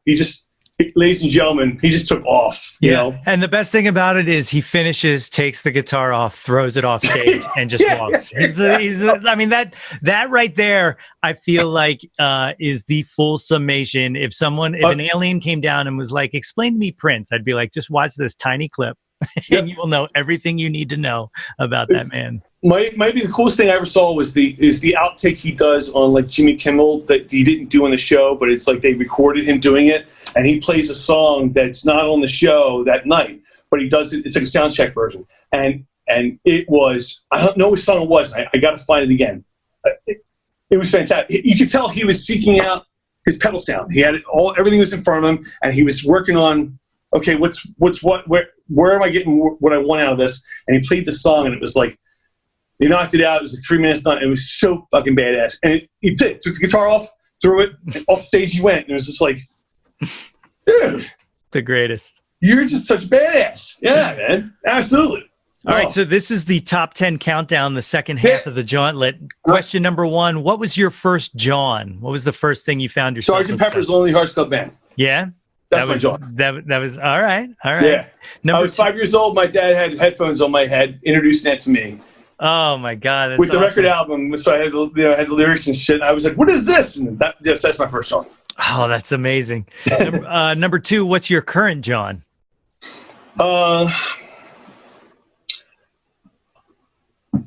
I will say it is. It's my Gibson. Oh, I love it. I love it. How long have you had it? I've had this guitar for 2008. I got it. Okay. I went to George's, bought strings, and went to the back to check out, everything's hanging in the back room. And the guy came up and he's like, this is for sale, and we can put it on layaway for you, and you pay, $50 down. And you can come back every 2 weeks and put more money towards it, and you can have conjugal visits. And I was like, oh, he goes, yeah, we take it off the wall. Nobody else touches it. It's yours. And every time you make a payment, we'll break it out for you. So I go in to make the payment the first time around, and the guitar was like $1,900. I'm a professional now, so I can afford to buy it. So, and I'm buying strings, so I'm not there to buy a guitar, but here I am. So I go to make my first payment. It's a different guy. This time he goes in the back and grabs the guitar, opens the case up, and pulls the guitar out of the case. And as he does so, the top of the case goes like this. And he catches the face of the guitar as he pulls it out, and it leaves a 3-inch gash like across the face. And he looked at me like, and of course I'm 6'4", like I'm going to break you, kind of like, oh my God, like. And he said, I'm so sorry. I'm like, that's all right. Don't worry about it. I haven't paid for this guitar yet. Yeah. Let's get your manager. So all of a sudden, I'm like, I don't care. I can deal with that. Let's work this price down. So I get the manager, and he's like, no. He's like, I'm not reducing this. So he goes, no. I'm having a fresh made, ordered from the factory coming in Monday for you. So the next Friday, I come in to put money down, and I open the door to George's on McDade on 420. And you could smell the wood from the front door. It was like it hit me in the freaking nose. This is my guitar. It's making the smell. I know it is. Yeah. So he pulls it out. He's showing me. I'm like, oh, this is perfect. He goes, let's plug it in. And I went, plug it in? There's a pickup in here? I had no idea. Oh, man. Right? So now I've got it plugged in the amplifier. I'm the fool, but I'm enjoying myself. I'm like, all right, this is great. Later on, long story short, I ended up making enough money in my gigs where I could actually claim a loss with the IRS. And the government was able to write this down $1,300 for the cost. So it brought my taxes down. So yeah, beautiful. Every once in a while I have a victory and let's tell the story. But that's awesome. Yeah, that's one of those things that just, I don't know. I always find new things I can do with it. And, that's awesome. Yeah. Number 3, what was your first concert? Robert Plant, 1987, Talk Cool 1, with Stevie Ray Vaughan opening for him. Holy at the crap. Philadelphia Spectrum. Yep. That's really weird because my first concert was David Bowie, during the Serious Moonlight tour, and Stevie Ray Vaughan was supposed to play guitar on that tour, but dropped out before. Now that was the he played on that Let's Dance song. That's right. That's the sound, right? Yeah. So it was the tour on that album. Yeah, that's fantastic, man. Yeah. So Stevie Ray, a little connection on both of them. Yeah, man. Oh, and Olympia beer. Oh yeah. Because we were young and underage. We bought a case of that for the tailgate. Olympia Beer's slogan is "It's in the water." That's what it's in the water, and a great time. I was 16. That's awesome. I was crying for it, and I was a big Zeppelin head. So I mean, great time. Yeah, first concert was that. That's good. Number 4. What was your last concert?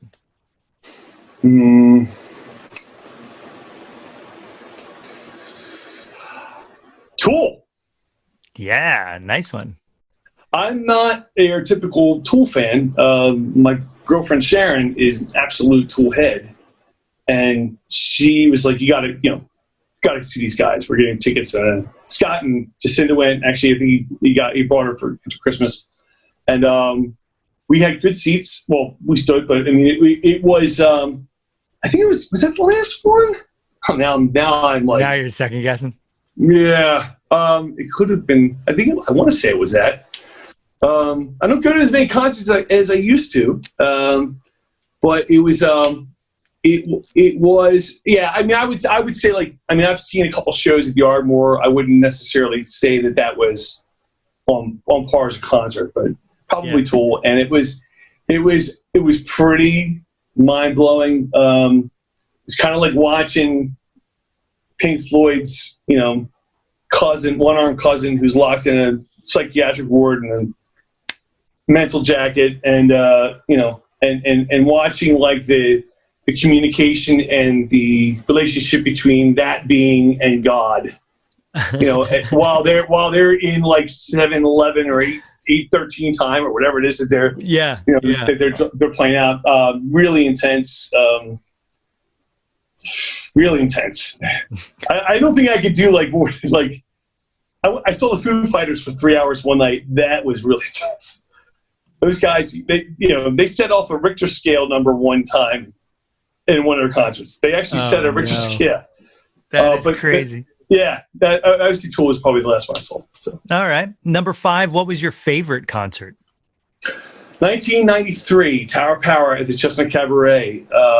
No opening act. The Philadelphia Phillies were the Sweethearts and were playing the Atlanta Braves in the National League Championship, and it was game 6 or 7 that they closed out that night.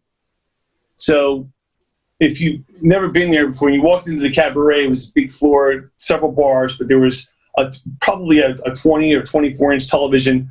There was one every 2 feet that just went around the entire place. So no matter where you were, you had a television right there.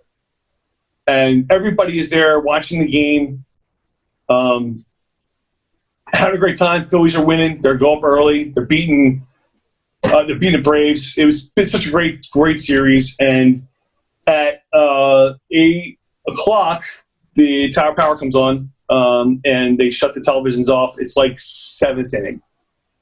So Tower plays for about maybe half hour, 40 minutes. It's cooking. And by that point, everyone's socially lubricated. We're having a great time. It's funky. It sounds great.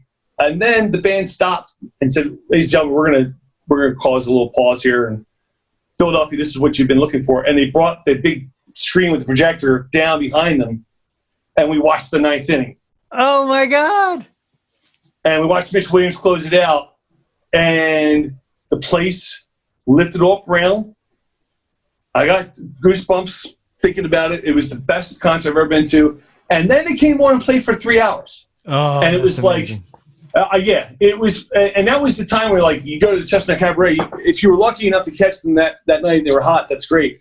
I got into the habit of they're going to be in town for 2 nights. I'm going to both nights. It was a workout. You knew what you were in for. It was not going to be. You by Sunday evening you were ready for bed at 8 o'clock. So this is the first night, and it's I don't know how this can get any better. And they go to see them the next night. It was fantastic too. So but that was it. That was to this day. I don't think that there's a. I mean, I've seen great bands. I've seen bands I've always wanted to see. Some amazing music, stuff performed. I can't believe I've seen live. That's the best show I've ever seen. That 100% sounds like an amazing experience. Yeah. Number 6, who did you never see live that you wish you would have, living or dead? I have not seen the Rolling Stones.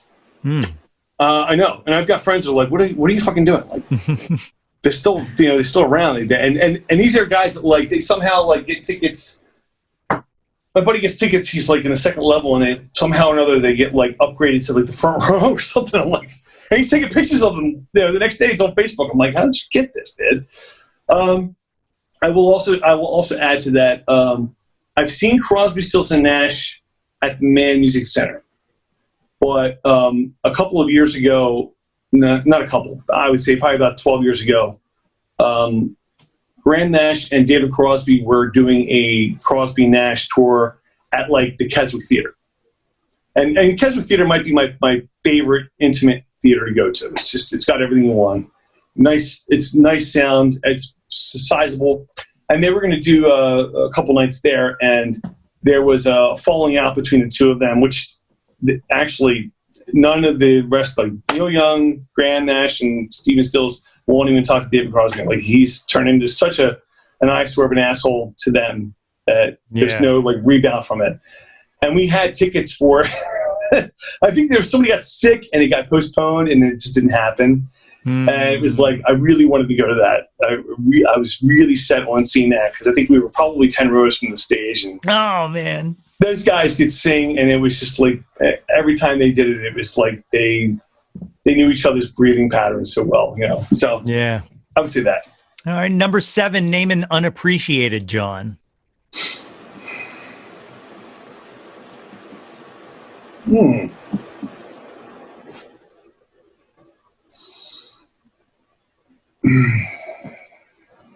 Cotton candy. Oh, I love it. That's a good one. That is a good one. Cotton candy is unappreciated. It's got a level. It's got an age level. Like at the age of 6 to 8, it's highly appreciated. But after that, it tapers off. Yeah, I get it. It's front loaded. It's front loaded on the age. Number 8. What's your favorite album?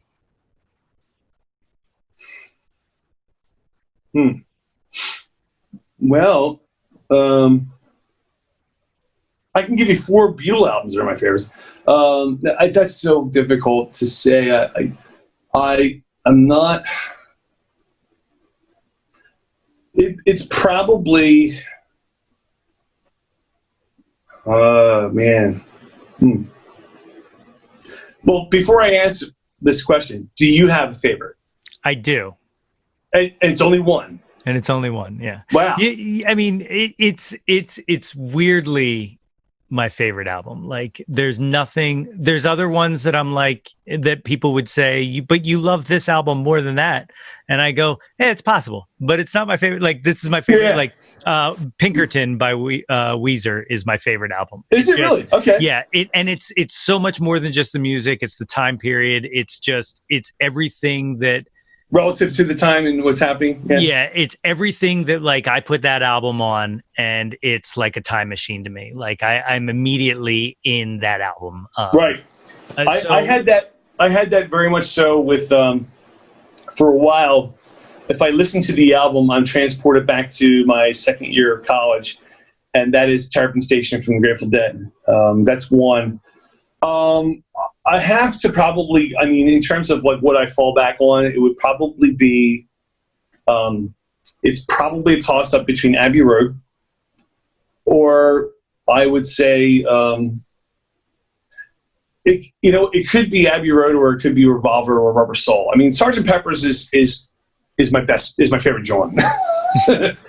But when I think about like the later stage and what they were doing, and that's the last hurrah with the Abbey Road bit, but Revolver and Rubber Soul are just starting to really delve into what we can and what we don't know we can do. Mm-hmm. And now we're incorporating some very classical music type moves into what we do, and some really amazingly pretty stuff comes from there, and some really interesting, thought-provoking stuff. And it's like, and sometimes when you smoke the right pot, it's just the most amazing music you've ever heard in your life. Yeah.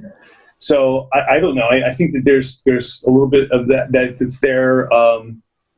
I got really heavy into early on in the pandemic. I was a born again Jimi Hendrix fan, and I was listening to and trying to play along with as best as I could his live 69 East, Fillmore East. It's a New Year's Eve show he does, and there's a lot of stuff. It's Spanish Gypsy, so it's a lot of stuff that's they're writing or have been writing that hasn't come out yet. Only comes out until after he's dead.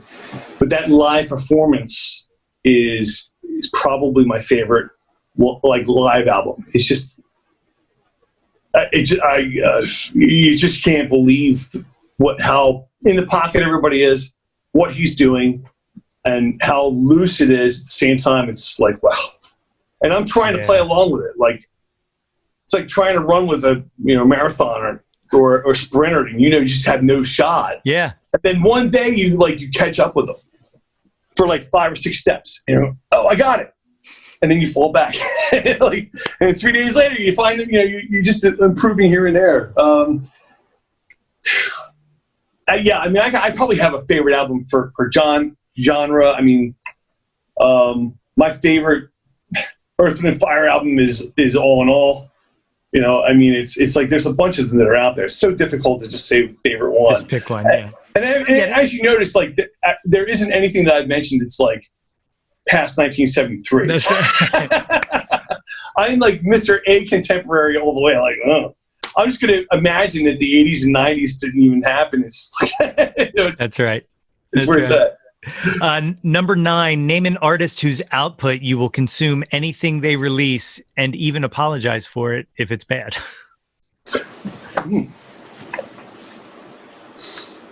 That's a great question. I'm trying to think of that instance. Mm-hmm. Where is it? Tower Power came out with, 13, 14 albums leading up to 2005, whatever. So it's a lot of work that they put out, in a span of 25, 30 years, close to that. And one of the albums that they came out with, which they had a hit from, is called, I think the album is called Credit. The song is called Credit. It's probably the only song on the album that's now that's your number one. Yeah. But that's the only one. Everything else in that album is kind of subpar in my book, So would I be apologetic about it? No, I call shit for what it is. If I have friends who are like that, where they're just so heavy Tom Waits fans, and they love everything, his whole catalog. And I like his early stuff. It sets him off. Yeah. But the act that he becomes and turns into in his later days, and what people he sells out left and right. He's just got such a cult following that you can't see. If you get tickets to see him now, it's pretty freaking amazing. He's that wanted. He's got his crowd, and they love everything he does. I'm just not. It just doesn't turn me on. So if I have a favorite that I will go to bat for, but it's not that good, I'll be like, hey, listen, this is not not their best. I like this song, or I like that song. I'll point out the ones on the album I think have that consistency factor that makes that band as strong as they are in my mind. But if there's shit, you can't call it anything else. That's what it is. All right, the 10th and final top 10 countdown. What is your favorite Jawn of all time? Can be anything. Yeah. Favorite Jawn of all time. Christmas. Oh yeah, big Christmas guy. Yeah. Absolutely. Yep. That's my favorite of all time. I have in the past few years gotten back into Christmas. No. But mostly Christmas music. because I used to work in a mall. All right. So like I got burned out on Christmas music for a very long time. And it's only been as of late, seriously, that I've started to like really enjoy and appreciate Christmas music. And I find that Christmas music sounds the best on a ukulele. I play a lot of ukulele music. Yes. Really? And, okay. Do you play the ukulele yourself? I do. Yeah. Awesome. Yeah. So I'm with you. I Christmas is an all-time Jawn. Like, so to piggyback on your thing there, I was in Hallmark last night. My dad's birthday was last night. So I was getting a couple cards, and you know how they are. It's like you walk in, it's middle October and they've already got the Santas and stuff. And it was a compilation album of Rod Stewart in the background. But I walked in during one of the songs he's doing. It's like, it's like, Baby It's Cold Outside.